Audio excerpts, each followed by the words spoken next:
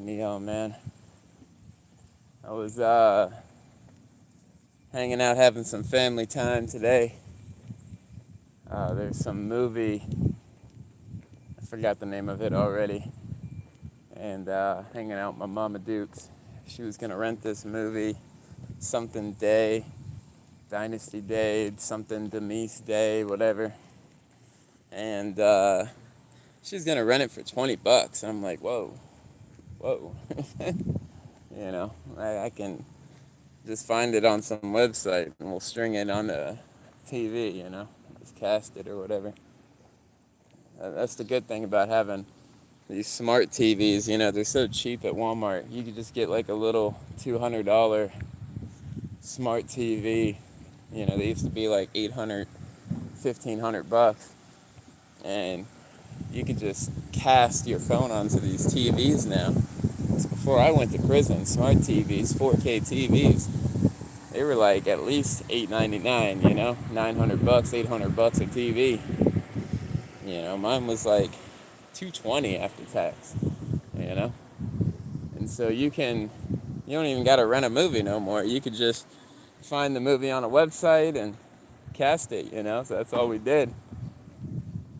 And yeah, I wanted to at least save her $20. How you ladies doing? It's hot out today. But yeah, so I don't know. I don't want to base this channel off of prison stories and make it just prison stories, you know. But once in a while, I don't mind sharing some stories and stuff, and we could talk about the past. It was a big part of my life. I feel like 3 years, you know, altogether about 6, 5.5, 5 3/4, but 3 in actual prison. You know, that's a big chapter of your life, especially in your early 20s. You know, I went in at 22 years old, and I got out. I just turned 23, like a month before. I was in jail at 22. I turned 23 in jail. 1 month later, not even a full month, I'm in prison, you know. So I got out at, I think I was 26. Turned 27 in Michigan. And I'm about to be 28 now here in a couple months. So it's crazy how time just flies. And so I was 23 years old when this happened. It's my first year in prison. And this officer, his name was Officer Humphreys Jr. So he works at Union Work Camp. He came from Union. You know, he did shifts at Union, CI, Correctional Institution, and Union Work Camp. And so I was at the work camp because Union Correctional Institution, it is one of the most dangerous prisons in Florida, but it's 48 and up, 49 and up. So you have to be a certain age to actually do time there. So anytime we went to the clinic there, it's just a bunch of older people. You'll go to Union if you go to the box. They'll drive you over to Union if you go to, what do you call it?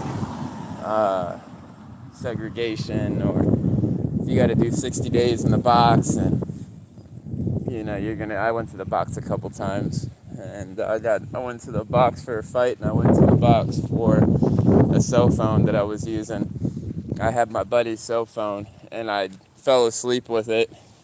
I was tired and up all night, you know, and I was up till like 4 in the morning just playing on the phone, and ended up waking up, and go figure, you know, someone told on me, and I had it like in my blanket, or it was under my pillow, like I fell asleep with the phone under my pillow, and I get woken up to that crap. So it is what it is, you know.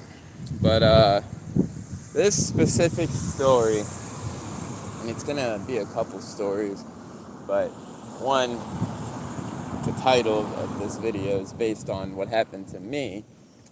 And then I'll just tell you some background information about this guy. Real dirty cop. Sharon, how you doing? Angel, how y'all doing? But this specific officer is a real dirty cop. And one of the guys that he paid for us to fight each other, he got us like 5 pizzas one day if we were to throw hands, me and this guy Trip. Eddie Tripp, but he just called him Trip, a little light-skinned kid. He was actually a couple years older than me. He was just a little bit smaller than me. And he paid for us to fight each other. He told me not to tell him, but obviously, it's blue over everything. So, I had to tell Eddie what the officer was wanting us to do, because he wanted me to just make it look good and say, try him and like, hey, man, I'm tired of your, like make it look good, then fight him. So I let Eddie in on what was going down, and we made it look good for the officers, acted like we had some beef with each other. I called him out, you know what I mean, and then we just started throwing hands. And the officer, because he was so entertained by that kind of stuff, he got us 5 Little Caesar pizzas, and he got us, we were on an outside work squad, so there wasn't like other officers around. We were weed eating and riding zero-turn mowers and doing the yard, so we were in our little workshop, because we had a workshop area where our 3 zero-turns and like 6 weed eaters, 4 bump heads were at, you know what I mean, our chainsaws, everything, whatever, And so we had 5 pizzas, we had a box of breadsticks, cheesy breadsticks. We had a bunch of sauces, like garlic butters, pizza sauce, ranch, and we had a 2-liter of Mountain Dew and a 2-liter of Pepsi he got us for that. So real easy come up. Obviously shared it with all the guys. I was good with my whole work squad, I only had problems with a couple people. I fought 2 people. Actually fought 2 people. I don't count that one because, it was staged.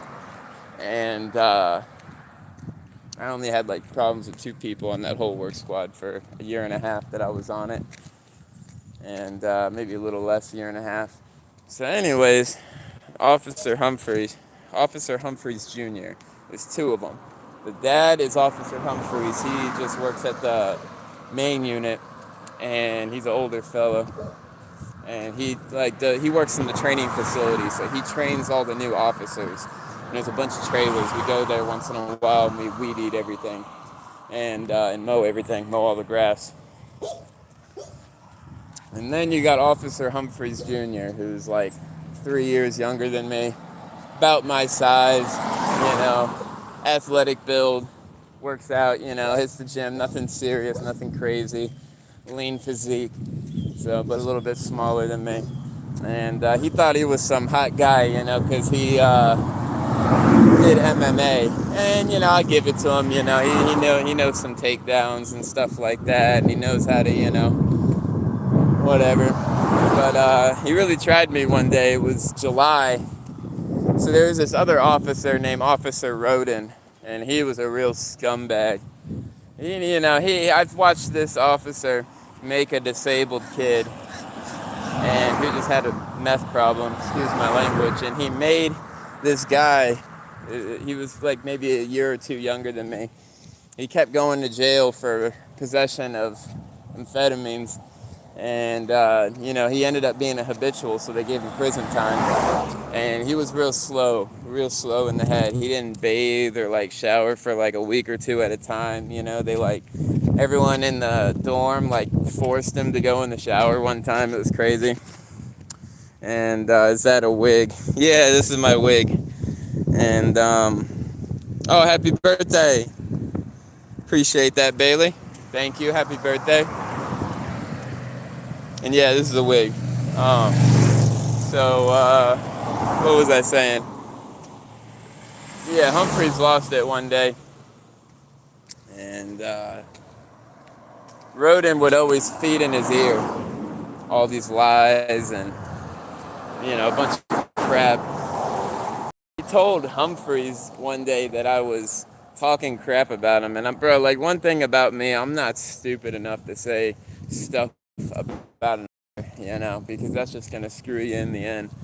And so, Roden was feeding his ear. Roden's a real piece of crap, too. I ever run into you, I promise. We're on site. And I'm really not like that, but I promise you, I ever see Roden, Something's got to be done about that. So, and Roden never really did nothing too crazy to me. Like, he'd make me go do the ditches with the lily pads, and it'd be like up to here on my neck, and he'd make me do it without, proper gear. So my clothes would be soaked and I'd be covered in mud. That was like his favorite thing to do to me. And that'd be like a at least every other week kind of deal. And you only get like 2 outfits at a time in prison, so 2 or 3, so you know what I mean. And one of my outfits would always be destroyed. And what was I saying? I tried not to ever wear clean clothes to working, because if you ever seen me look clean, he wanted me to destroy my clothes all the time. So what was I saying? Roden was feeding Humphreys ear one day, and Humphreys was in charge of our work squad, and it's like 100 degrees in July, and I'm just sick. Like, I'm straight up sick, You're in prison, it's a dirty place, you're not fed well, there's no nutrition in any of the food. It's not like how it was back in the day, you're going to be starving. And this camp specifically would always skimp you on food, and I really didn't have it like that, so you know what I mean? I was always losing weight all the time. And those bag lunches, you can only eat that so much, you're just going to end up throwing up because it's so nasty. And yeah, so, my body's at its pretty much breaking point right now, I'm sick. I'm just not feeling good. I even got people on my work squad, like, sticking up for me. Like, he's literally not feeling good. Leave him alone. And Humphreys just thought it'd be funny in 100-degree July to just say, all right, you got to work the entire day with no water. And mind you, we work 8-hour shifts. And so I'm sick, like, honestly sick. It's about 100 degrees outside in July. We're weed eating all day long, going up hills and stuff, and just weed eating the whole prison and around the prison. And I think we were doing the training facility that day. And he's like, you're going to work this entire shift with no water since you want to slack off. And he already had a little grudge under his belt because Roden was feeding his ear, that I found out later on. He started talking to the other inmates on my work squad. And because I had people sticking up for me that day. I had people trying to, like, tell the officers, man, he's just not feeling good, lay off him, at least let him drink some water, and I got at the time, my homeboy, his name was Antonio, I forgot what we called him. And he's sneaking me water and stuff. He's filling up his water bottle, filling up my water bottle, and sneaking off and trying to find me in the corner and hand me water and stuff, because I'm thirsty, bro. I just worked an 8-hour shift with no water out in the sun. I felt like collapsing so many times. You got to stay hydrated. Speaking of that, we're about to hydrate right now because it's FU, Humphreys, straight up.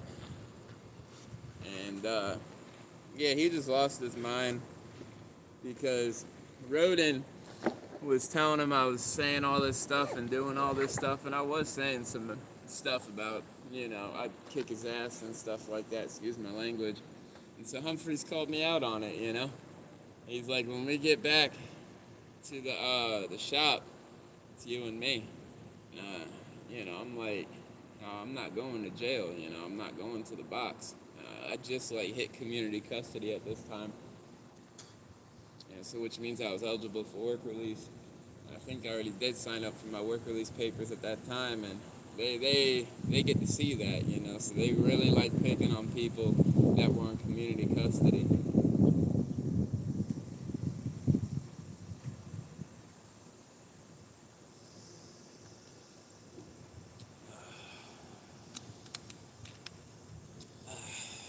So anyways, you gotta love that water. Free man now, so you gotta enjoy it up, right? And yeah, he's like, you and me are gonna get it when we get back to the shop. I'm like, he ain't gonna take me to the box. He said, I'm gonna take off my shirt, I'm gonna take off my belt, I'm gonna take off, because the belt's got all their little walkie-talkies and stuff on it, it's the same thing as a cop. He said, I'm gonna take off my shirt, I'm gonna take off my belt, it's just gonna be you and me. and we're gonna get it. And I said, all right, so whatever. And so he lost his mind that day. I actually had to fight an officer, and obviously, you can't like beat up an officer. You know what I mean? So whether he was the better fighter or not, I had to let him do his thing in the end because, well, one, I'm sick as a dog, so you're picking on someone who really ain't even ready for all that. And I just worked an 8-hour shift with pretty much no water. You got to sit in a van all day with AC, scumbag. And so, obviously I got in the pain. I never backed down from nobody. And that's just how it all went down. It was a real scumbag move. And real piece of crap, man. I don't hold no grudge against that, but, if I ever seen that piece of crap, we'd have to go to war over that on site, And so I'd have to do something. I'd have to do something. And same with Roden, real piece of crap. I just want to smash his windows and slash a few of his tires. And like I said, Roden didn't really do too much to me. He liked to pick on me by making me work harder than everybody else, but that's just what built my work ethic anyways. I try to look at the positives even in the negatives. And the problem I have, whoa, it's a big wasp. Holy moly, that's a big wasp. I'm out of here. I'm allergic to them things. And so, what was I saying? It's just especially with that, disabled kid, because he really was like some form of autistic or mentally challenged, like real deal mentally challenged, and he would always just pick on this kid, and it was real messed up, but there's nothing that we could do. There ain't no body cams on a CO. You think COs are wearing body cams? They should, but they don't. Pick these little things off my shoes real quick. I get lazy and I don't like to pick these little things off, so I might as well just do it now. But real piece of crap, you know what I mean? So some of the most messed up things you're going to see in a prison is actually from the officers if you have to do some time. And this same officer, Humphreys, he planted a phone charger on that kid that I fought, Tripp, on the outside work squad. Basically it was the prison camp, the lieutenant and stuff that was usually there. She was a girl, a dyke. There was a couple other dykes that worked there, and they all were this little pack. Excuse me. They formed this little pack, and they like to pick on people and, slap them around and stuff. And they told Humphreys to plant a charger on him, so he planted a phone charger in his box and had made him do 60 days in segregation over that. And it bumped his custody level up, put him in the kitchen for a little while.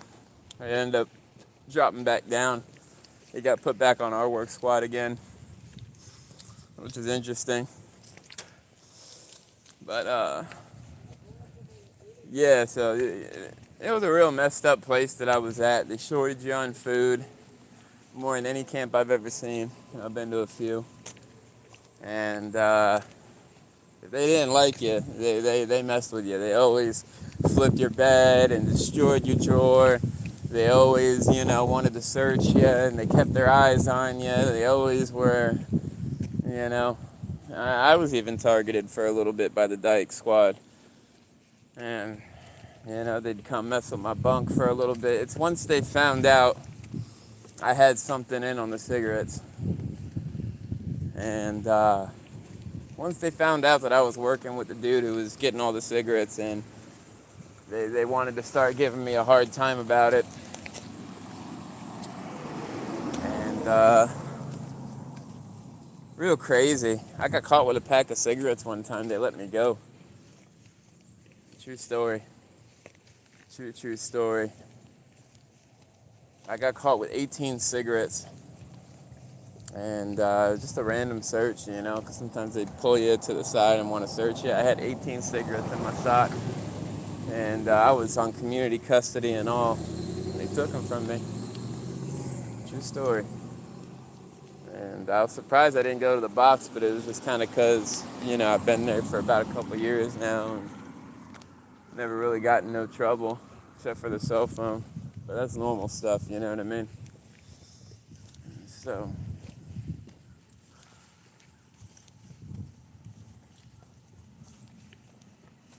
strange time, Prison really shows you what living in a different type of world is like, because it's its own world segregated from the rest of the world.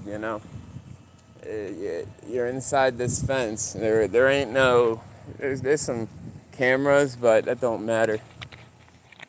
And there's these COs ain't wearing no body cams or nothing, and anything can go down. If they want to. There was it was a regular officer and then an LT. It was two big black guys. They were pretty big, not like muscular or anything, just big boned and big bellies. So they used to squad up together. They didn't like you. They're pulling you to that laundry room and they're beating you, leaving welts all over your back and stomach and throwing you to the ground and punching the crap out of you. Hey, I was hungry one day, so I was bringing back a few cornbreads or some biscuits back to the dorm. I like, you just bring back food sometimes. You put it in with your soup or whatever, have a little snack later on. So I had like 3 cakes or 3 biscuits with me. And one of those 2 black guys, the officers, they seen me. And he's like, I'm putting you in the box right now and shipping you out if you don't eat all those in one bite. I'm like, bro, it's 3 biscuits. That ain't happening. He's like, you better try or I'm going to get you out of here.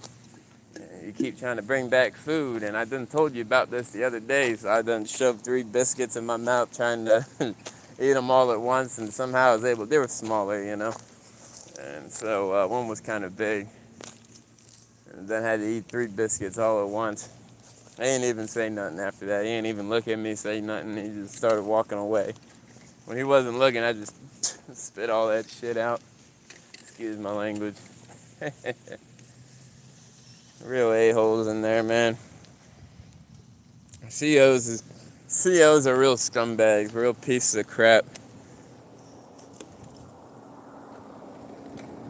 What's up, kitten lover? How you doing? It's a little bright out here, so I kind of gotta squint into the phone to see what's going on. How you doing, though?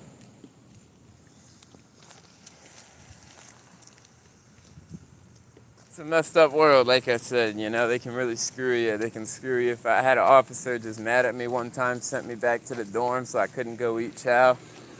And, just because he didn't like me, he seen me, sent me back, and that was that. I didn't even get to eat a meal. They can get away with whatever they want.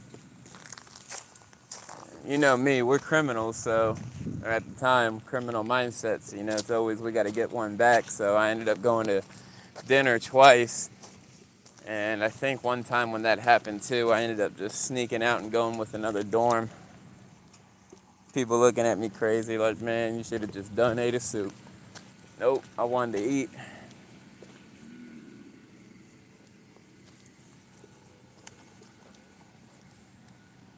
If they want you to starve, you're going to starve.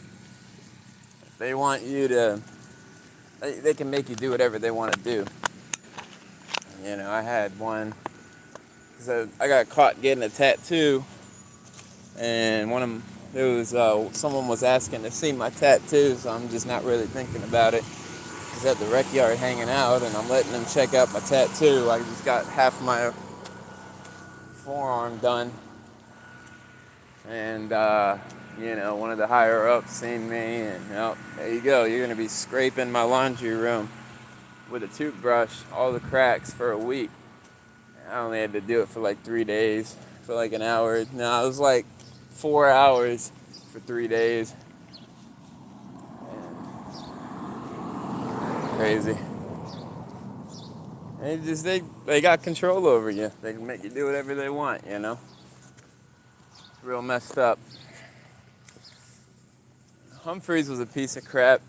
You know, he'll justify if he ever seen this video. He'd go, "Oh, I got you guys food. I'd bring in snacks for y'all. I blah blah blah blah blah blah blah."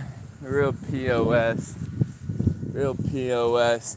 Port Richey, Florida, by the way, homeboy. You ever see this? I think you're a real deal scumbag. Come find me. And it's a real piece of crap. And he didn't like you. And there wasn't too many people he didn't like. But, you know, if you had a target on your back, he's going to handle that. You know what I mean? If another officer puts a target on your back is where I'm getting at. You know, he's going to do all the dirty work.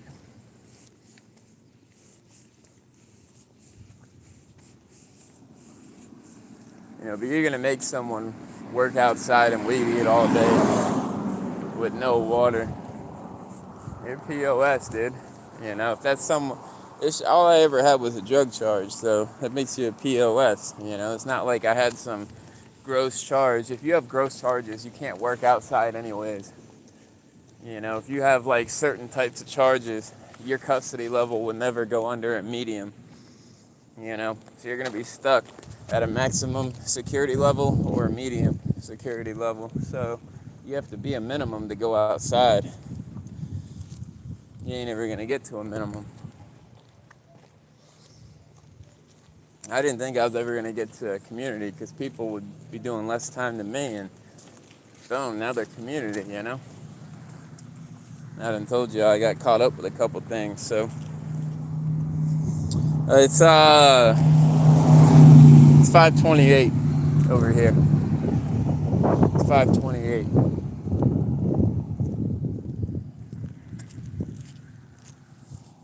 Yeah. Thought I'd just tell y'all that little story, you know what I mean?